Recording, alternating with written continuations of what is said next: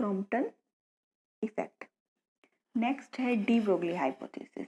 तो de Broglie hypothesis इसमें क्या बताया गया है, जैसे कि पिछला था अपना क्रॉम्पटन इफेक्ट जो कि विकिरण की कणीय प्रकृति को दर्शाता है, इस तरीके से डी ब्रोगली हाइपोथेसिस के अनुसार क्या है, ड्यूअल नेचर का अपन को पता चलता है, द्वैत प्रकृति किसी भी लाइट की या फिर रेडिएशन की द्वैत प्रकृति का पता चलता है, ड्यूअल नेचर का, यानी कि ये कण और तरंग दोनों की तरह व्यवहार करता है।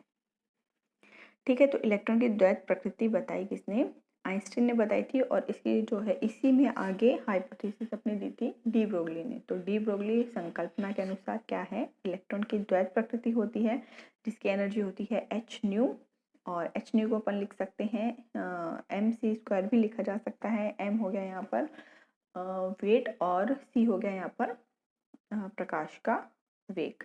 तो H nu equal to M C square, इसके अनुसार अपन फ्रीक्वेंसी अगर निकालेंगे तो फ्रीक्वेंसी इक्वल टू क्या होगा, सी अपॉन लैम्डा। यहाँ पर फ्रीक्वेंसी की अगर अपन वैल्यू रखते हैं तो ये हो गया H C by lambda equal to M C square. तो एच बाय लैम्डा की वैल्यू आ गई केवल एम सी।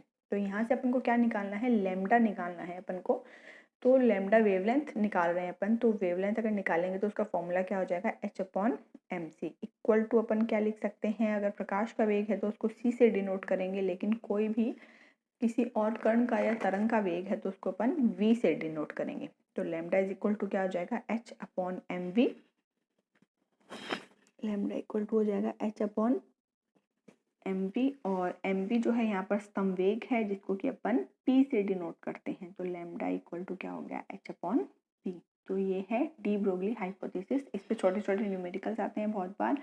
अपन को सिंपली दिया होता है कि कौन सा कण है, उसके अपन को वेट दिया हुआ होता है, वो एम की जगह आ जाएगा, उसके अपन को वेलोसिटी दी होती है वो वी की जगह आ जाएगा। तो अपन को क्या निकालना होता है, जनरली वेवलेंथ निकालनी होती है कि कौन सी रेडिएशन की जो है वो वेवलेंथ काम आई है। एच की वैल्यू फिक्स होती है, तो लैम्डा की वैल्यू क्या हो गई, H lambda equal to H upon M V या lambda equal to H upon P.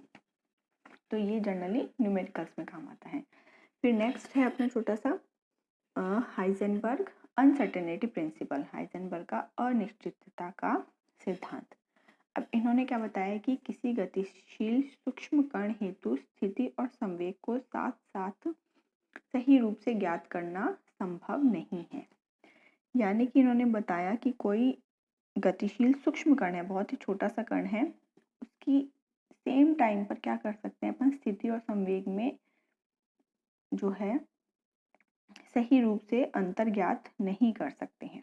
इसको आप इस तरीके से समझिए, जैसे कि अपने पास एक बॉल है, बॉल को अपन मूव करा रहे हैं, एक कोने से दूसरे कोने के अपन ने उसको मूव कराया, तो उसके अंदर क्या होगा, अगर बॉल बहुत फास्ट गई है तो उसमें क्या होगा, अपन उसकी स्थिति यानी कि वो एक सेकंड पर कहाँ है, उसी सेकंड पर वो कितने वेग से गति कर रही है, दोनों चीज़ें एक साथ ज्ञात नहीं कर सकते।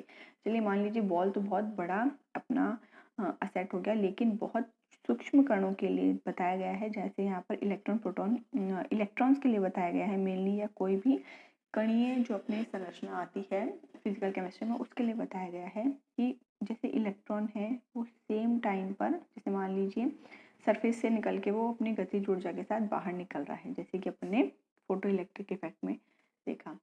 तो जो वो इलेक्ट्रॉन है अपन सेम टाइम पे क्या होता है, उसकी स्थिति और उसकी गति दोनों को उसी टाइम में ज्ञात नहीं कर सकते। या तो उसकी स्थिति निकालेंगे अपन या फिर उसकी गति निकालेंगे अपन एक ही टाइम पे, यानी कि एक ही सेकंड में अपन दोनों चीज़ें नहीं निकाल सकते हैं। तो ये उन्होंने क्या बताया कि कोई भी जो तरंग है वो क्या करती है, दोनों तरीके से व्यवहार करती है, कणीय और तरंग दोनों दिखाती है ड्वेल नेचर ऑफ लाइट, जैसे अपन ने बताया, लेकिन एक ही टाइम पर उसकी स्थिति और संवेग में अपन साथ साथ सही रूप से ज्ञात नहीं कर सकते। या तो उसकी अपन स्थिति ही निकाल सकते हैं उस सेकंड में, या फिर उसकी अपन गति या फिर संवेग ही निकाल सकते हैं। तो इन्होंने कहा किसी गतिशील सूक्ष्म कण हेतु स्थिति और संवेग को साथ साथ सही रूप से ज्ञात करना संभव नहीं है। और इन्होंने फॉर्मूला दिया delta x dot delta P.